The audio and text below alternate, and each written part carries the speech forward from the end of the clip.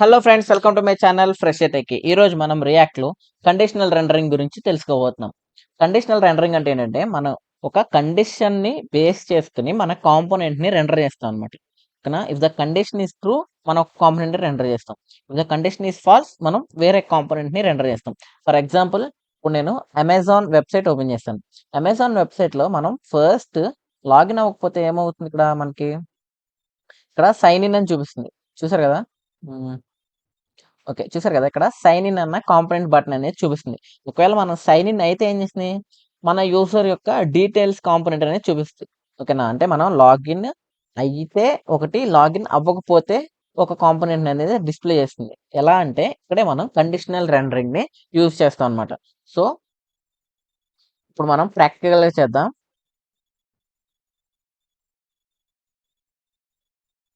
Okay. Right.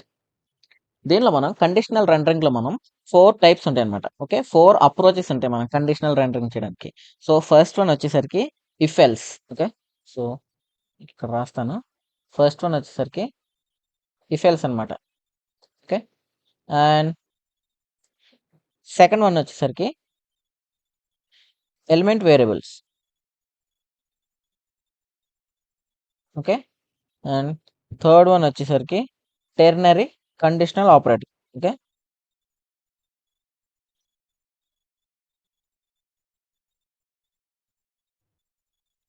And fourth one వచ్చేసరికి short circuit operator అనమాట.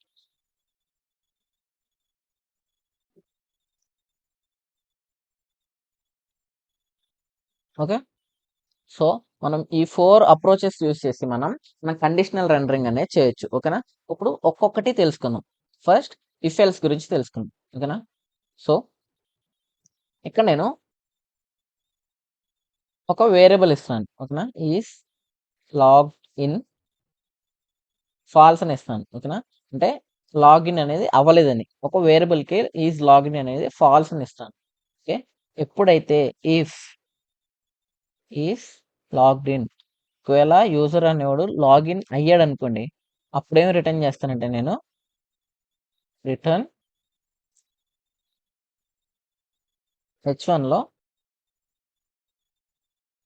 Logged in successfully అని ఇస్తున్నా. ఓకేనా? ఎల్స్ ఒకవేళ లాగిన్ అవ్వకపోతే అప్పుడేం రిటర్న్ చేస్తానంటే నేను h1లో ప్లీజ్ లాగిన్ అని ఇస్తుంది. ఓకే. సో, ఈ రిటర్న్ తీసేద్దాం. సో, ఫైల్ సేవ్ చేద్దాం. చూసారు కదా! మనకేమొచ్చింది? ప్లీజ్ లాగిన్ అని వచ్చింది. ఎందుకు? ఇక్కడ మనం లాగిన్ అనేది మన స్టేట్ అనేది ఫాల్స్ అని ఇచ్చాం. ఓకే. మన కండిషన్ ఏంటి? ఫాల్స్. ఓకే. ఎప్పుడైతే మన కండిషన్ అనేది ట్రూ అవుతుందో, అప్పుడు మాత్రం మనం ఏమని ఇచ్చాం? లాగిన్ సక్సెస్‌ఫుల్లీ అన్న కాంపోనెంట్ రెండర్ అవ్వాలని ఇచ్చాం. ఓకే. ఇప్పుడు నేను ఇక్కడ ట్రూ అని ఇస్తా. సో, సేవ్ చేస్తా. చూసారు కదా! అప్పుడేమైంది? లాగిన్ సక్సెస్‌ఫుల్లీ అని వచ్చింది. ఎందుకంటే మన కండిషన్ అనేది ట్రూ అయింది. ఓకే. ఇక్కడ నేను అదే కదా రాసింది. ఇఫ్ కండిషన్ అనేది ట్రూ అయితే లాగ్డ్ ఇన్ సక్సెస్‌ఫుల్ అని ఇచ్చాను. ఒకవేళ ట్రూ కాకపోతే ఏంటి? ఫాల్స్. అందుకని ఫాల్స్ అయితే మనకి ప్లీజ్ లాగిన్ అని ఇస్తామన్నమాట.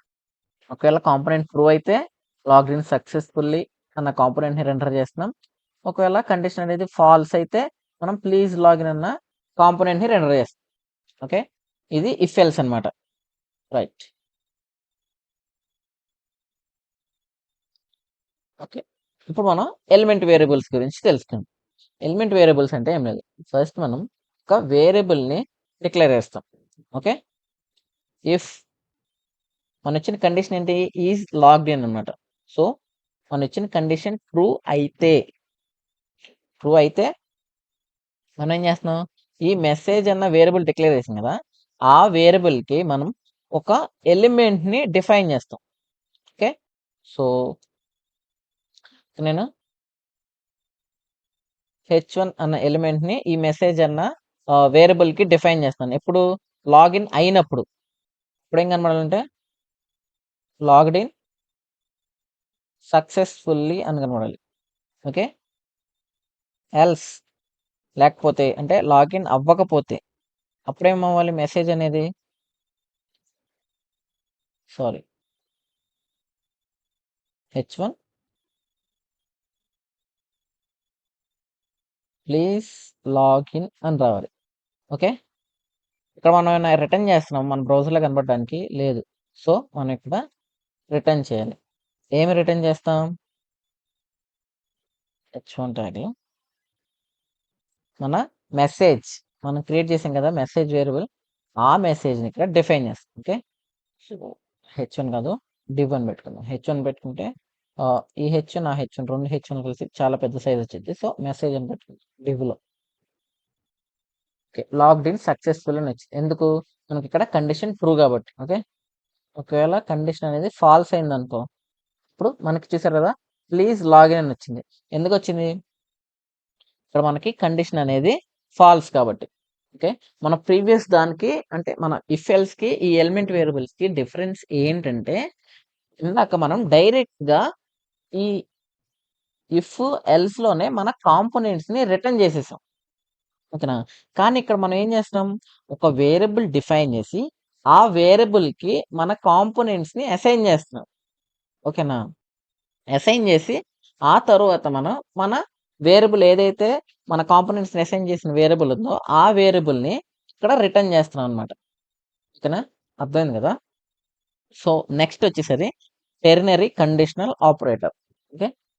సో ఈ టెర్నరీ కండిషనల్ ఆపరేటర్, ఈ టెర్నరీ కండిషనల్ ఆపరేటర్స్ లో మనకి టూ సింబల్స్ ఉంటాయి. ఒకటి క్వశ్చన్ మార్క్, అలాగే ఇంకొకటి కోలన్. ఓకే.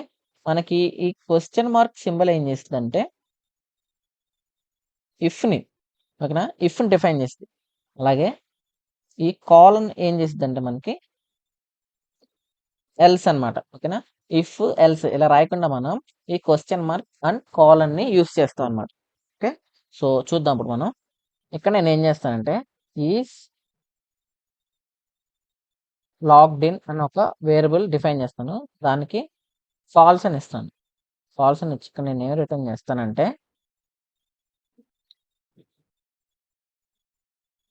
నేను కర్లీ బ్రేసెస్ యూస్ చేస్తాను. ఎందుకు? ఈస్ లాగ్డ్ ఇన్ అనేది ఒక జావా స్క్రిప్ట్ వేరియబుల్. ఓకే. ఈ జావా స్క్రిప్ట్ వేరియబుల్ ని మనం JSX లో యూస్ చేస్తున్నాం కాబట్టి మనం కర్లీ బ్రేసెస్ అనేది యూస్ చేయాలి. ఓకే. ఈస్ లాగ్డ్ ఇన్ అనేది ట్రూ అయితే నేనేం రిటర్న్ చేయాలనుకుంటున్నాను, h1 లో లాగ్డ్ ఇన్ సక్సెస్ఫుల్లీ అని రావాలనుకుంటున్నాను. ఓకే. ఎల్స్ నేనేంటి ఏం డిస్ప్లే అవ్వాలనుకుంటున్నాను, ప్లీజ్ లాగిన్ అని డిస్ప్లే అవ్వాలనుకుంటున్నాను. ఓకేనా. So okay right. చూసారు కదా. ఇప్పుడు నేను సేవ్ చేస్తాను. ఇప్పుడు ఎందుకు వచ్చింది మనకి ప్లీజ్ లాగిన్ అని వచ్చింది. ఎందుకు? మన కండిషన్ అనేది ఫాల్స్ కాబట్టి. ఓకే. ఇప్పుడు నేను ఈ కండిషన్ ని ట్రూకి చేంజ్ చేస్తాను. ట్రూకి చేంజ్ చేసి సేవ్ చేయగానే చూసారు కదా లాగ్డ్ ఇన్ సక్సెస్ఫుల్ అని వచ్చింది. ఇది కూడా జస్ట్ మనకి ఇఫ్ ఎల్స్ లానే. ఓకే. ఇది కండిషన్ అనమాట. ఇచ్చిన కండిషన్ అనేది ఇఫ్ ట్రూ అయితే మనకి ఈ లాగ్డ్ ఇన్ సక్సెస్ఫుల్ అని డిస్ప్లే అవుతుంది. ఓకే. ఎల్స్ లేకపోతే ప్లీజ్ లాగిన్ అనేది డిస్ప్లే అవుతుంది అనమాట. ఓకే. మనం ఇక్కడ ఏం చేస్తున్నాం, కండిషన్ ని బేస్ చేసుకుని మనం కాంపోనెంట్స్ ని రెండర్ చేసుకుంటున్నాం. ఓకేనా. ఇది కూడా conditional rendering. Great. Last one వచ్చేసరికి షార్ట్ సర్క్యూట్ ఆపరేటర్. ఓకే. ఈ షార్ట్ సర్క్యూట్ ఆపరేటర్ ఏం చేసిందంటే ఏదో ట్రూ అయితే కాంపోనెంట్ ని డిస్ప్లే చేస్తుంది, లేకపోతే ఏదో ఫాల్స్ అయితే కాంపోనెంట్ ని డిస్ప్లే చేస్తుంది అనమాట. ఓకే. ఇఫ్ ఎల్స్ అలా రెండు ఉండవు అనమాట, ఓన్లీ ఒకటే. ఓకే. ఇప్పుడు మనం షార్ట్ సర్క్యూట్ ఆపరేటర్ గురించి తెలుసుకుందాం. ఈ షార్ట్ సర్క్యూట్ ఆపరేటర్ అంటే ఏంటంటే మనకి ఈ అండ్ సింబల్ అనమాట. ఈ అండ్ ఆపరేటర్ ఏదైతే ఉంటుందో అది మనకి షార్ట్ సర్క్యూట్ ఆపరేటర్ అనమాట. సో ఇదేం చేస్తుందంటే ఏదో మన కండిషన్ ట్రూ అయినా ఫాల్స్ అయినా ఏదైనా ఒకటే అనమాట. ఓకేనా. మన కండిషన్ బట్టి కాంపోనెంట్ ని రెండర్ చేస్తుంది. ఓకే. సో ఎలా అంటే ఇక్కడ నేను లెట్ ఈస్ లాగ్డ్ ఇన్ అనేది ట్రూ ఇస్తున్నా. ఓకేనా. సో అప్పుడు ఏం రిటర్న్ చేస్తానంటే నేను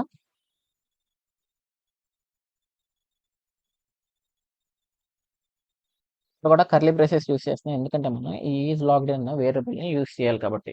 okay. So is logged in అయితే సో అండ్ ఏం రిటర్న్ చేయాలనుకుంటున్నాం?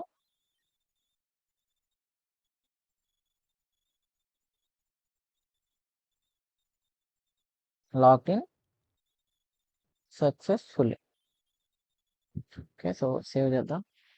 చూసారు కదా, లాగ్డ్ ఇన్ సక్సెస్ఫుల్లీ అని వచ్చింది. ఓకే, ఇక్కడ నేను ఫాల్స్ చేసేస్తున్నా. ఓకే, ఫాల్స్ చేసి సేవ్ చేస్తున్నా. చూసారు కదా, మనకేం డిస్ప్లే అవ్వట్లేదు. ఒకవేళ ఇక్కడ కండిషన్లో నేను ఫాల్స్ పెడతాం, ఇప్పుడు మనకి లాగ్డ్ ఇన్ సక్సెస్ఫుల్ అని వచ్చింది. అర్థమైంది కదా? సో ఇది ఒక కండిషన్ చెక్ చేస్తుంది అనమాట. సో హోప్ మీ అందరికీ ఈ కండిషనల్ రెండరింగ్ గురించి అర్థమైంది అనుకుంటున్నాను.